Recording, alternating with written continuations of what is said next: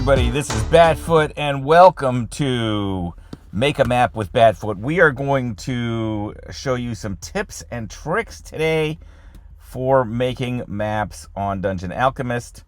I'm showing you right now, what you're looking at is my Biltmore House collection. The Biltmore House is an amazingly huge mansion in Asheville, North Carolina, and I've been making a Biltmore House inspired map. This is the third floor, but what I want to do is show you some tips and some tricks to make your maps look amazing. This is not how to use it.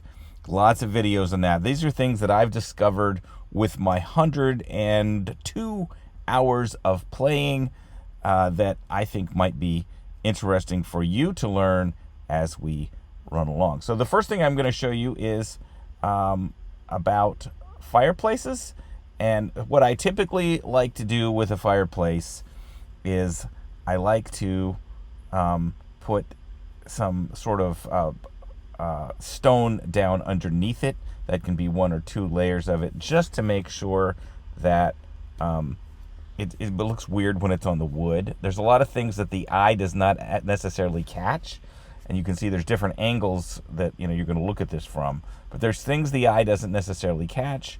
One of them is it just kind of looks weird for a fireplace to be on the wood. So the second thing I want to show you about a fireplace is how to make a wood rack. And you just come over here and you grab yourself a shelf, and you want to grab something that's going to fit in that zone, and then you can take this and you can, it's easy enough, and the wood will all fit on here. You can just put this wood on here, and you can make it a little rack as you want. I've been wanting this because usually I can just put a single, a little bit of wood there, but I can make myself a nice wood rack. And you can see over here in this room, I have done a wonderful, if I don't say so myself, a wonderful batch of wood. And then I've also taken some shelves and just put things on there. So that's one of the things that I want to show you. The second thing I want to show you is about resizing objects. So I'm just going to come over here. This is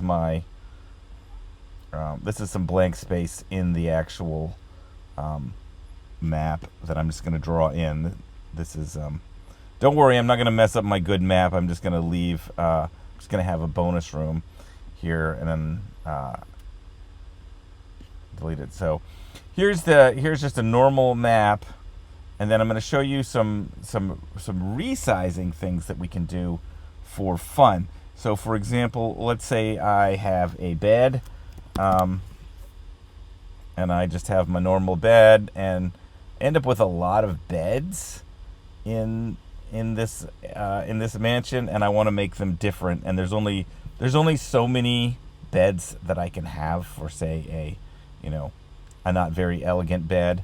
But in terms of resizing, I can take some of the towels that are here, for example, and I can make them look like they are blankets simply by putting them in the edge of the bed and making them larger, sort of sizing them up a little bit. I can make them into a bedspread or a blanket, and whatever I want to do there. And from the top down, that's not going to look too bad. I can also, use the towel. I can use it as a little bath mat or another pillow, or even if I felt it doesn't really do for a rug. But so you can definitely size and resize things to make all kinds of different kinds of furnitures. From an enormous bench like this, could be some sort of stone tablet, to even just if you were going to make doll chairs for a dollhouse, or giant chairs for a giant, you could make those if you wanted to, and we can have a little chair for our doll. So lots of resizing options here in Dungeon Alchemist that can be a lot of fun. Third trick I'll show you is that there are some things you can put things down into that you may not have thought about. Okay. So here's a fireplace. This is an oven, a bread oven, a bakery oven. And I noticed that I can actually, if I want to, have a little glow from the top. Because there isn't any glow from the top, I can stick. There actually is space for me to put a candle in here and create some sort of glow.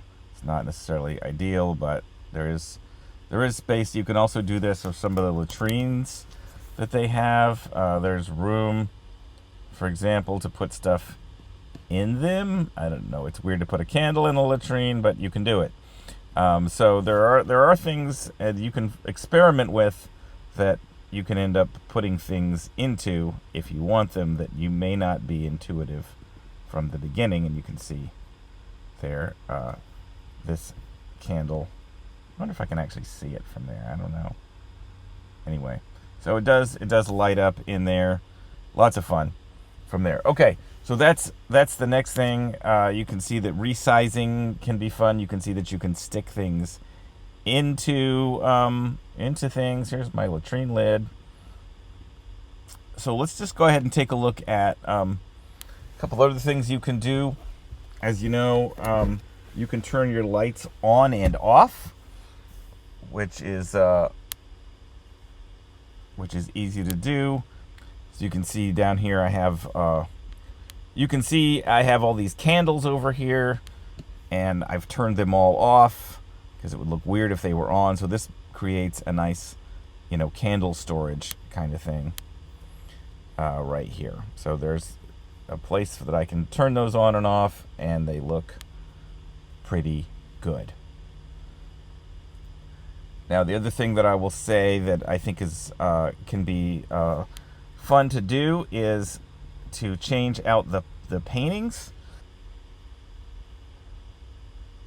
So you can see that there's paintings here. You can see, for example, this painting. I can easily just click the painting, and then I can go to my desktop where I have my Biltmore, where I have my photos and my paintings, and I've actually just downloaded a lot of images, and I can change that image into something else. And that works if I'm just trying to make a cool painting, but it also works if I want to have like some cool charts. So you can see that, for example, in this particular room, you can see I've got sort of a moon chart here, and this is a star chart. Boy, it doesn't look that. It's hard to see my star chart, but we'll boost up the thing and see if you can see it. So this is kind of a star chart. It didn't come out very well, but I can make charts, and I can put whatever I want on the wall. Old periodic tables work great. You can find a lot of this stuff online and make it look super cool. I also, like I said, I like to take screenshots. The lighting is also really cool if I want to green it up or purple it up, like I did a whole version for the Vampire Sanctum. That's really fun to do, is to make your map really pop with some of these colors, depending on what's going to suit you. Another trick I'm going to show you is how to make a battle map out of a room. So let's say we want to have a room, and I want to have it as an actual battle map, because I might not be able to just use this whole area as one big battle map. I just want something I can print out, and I'll show you pictures of printing it out. Just take an easy, nice square room here. Here is, like, for example, this room. And so what I want to do is I'm going to come up to kind of, if I can, the best I can, as close to, depending on the room, the scale that I'd like to have, which is usually like 1-inch squares, but it doesn't matter. So then I'll go ahead and I'll take this as a picture.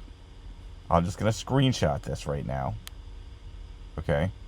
And I'm going to screenshot it so I have the 3D walls. I could screenshot it. It actually looks better if I have the 3D walls. The problem is you really want to center it if you're going to do this, because the walls are going to add to the dimensions of the thing. So I'm going to go ahead and take this screenshot right here.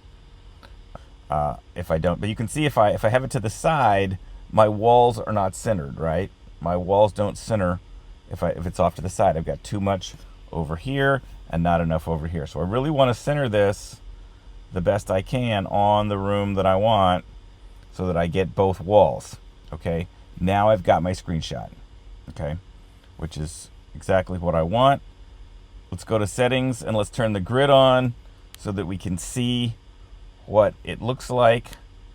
And I can see that this room is a 2-3 by 4.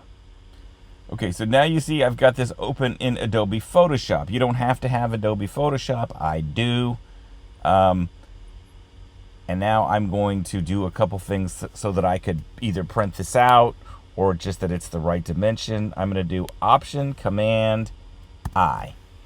Okay, now you can see that the width that I've got here is 10 by 10. That's not exactly what I want. I really want this to be, what did I say it was? 1, 2, 3, 4 by...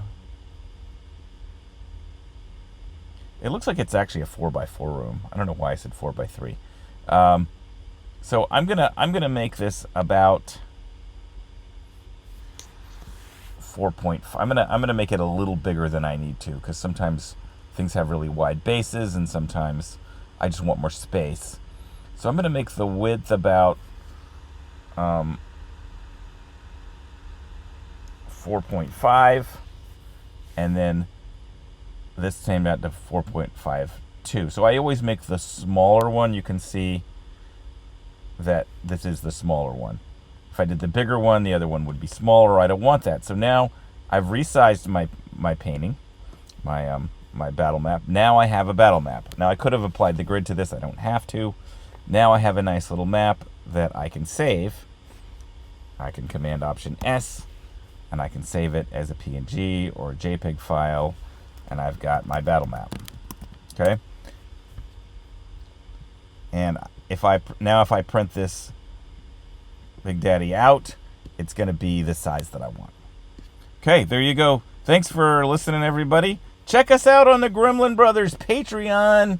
Let us know what's happening. Come visit us if you want the whole Biltmore house with the top-down renders like this, with all the coolness that's put into it. Come take a look at it, see if it's for you. Love for somebody to write this puppy up and do what you will with it. We'll see you next time right here on Make a Map with Batfoot.